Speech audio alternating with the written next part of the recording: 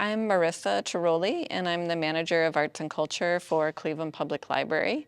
With me is Peter Roth. He is the Regional Director East and the Manager of the Glenville Library branch since June of 2021. Cleveland Public Library was fortunate enough to receive a 2024 Conservation and Preservation Grant awarded by the State Library of Ohio and funded through the Library Services and Technology Act and IMLS. This grant award has allowed us to preserve a series of sculptures called Black Family of Man. They were created by local artist Alan Pucell, and they were commissioned for this library by the architect T.K. Zung in 1979, Yes. I believe. And so over the years, any kind of wood sculpture is going to need preservation treatment in order to sustain the wood that naturally changes.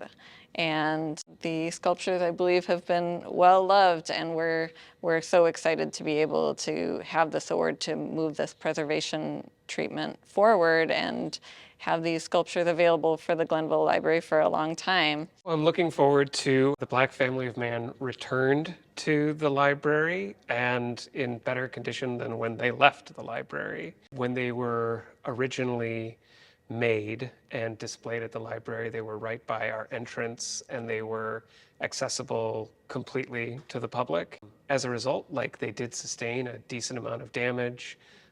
We talked to Mr. Zung.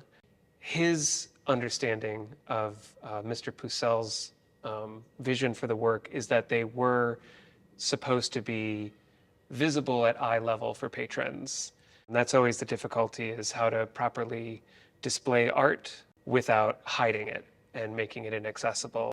I remember so well in talking with Mr. Zung about these sculptures when he first commissioned them was how he remembered the vision of former Mayor Carl Stokes for the Glenville Library and wanting the Glenville Library to be a safe place for families and children to grow and learn.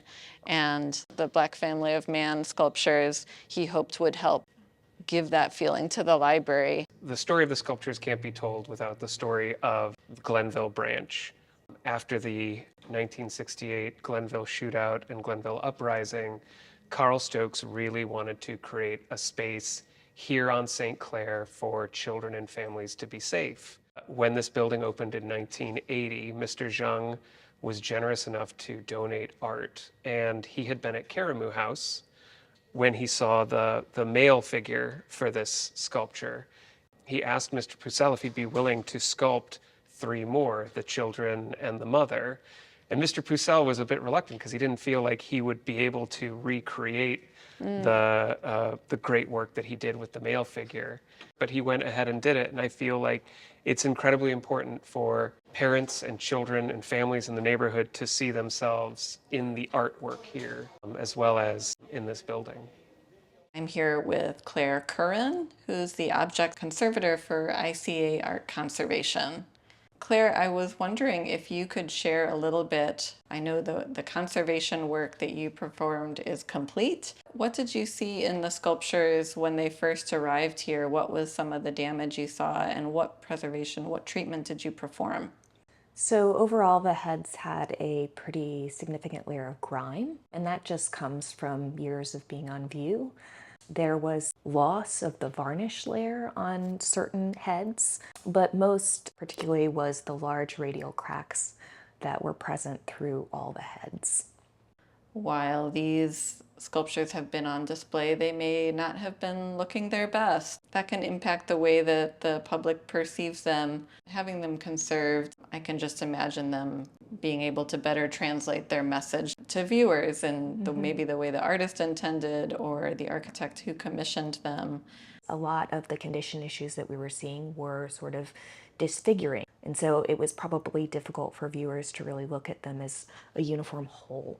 And so doing things like filling those cracks and removing the grime, I think really elevates their appearance and allows people to interpret them better.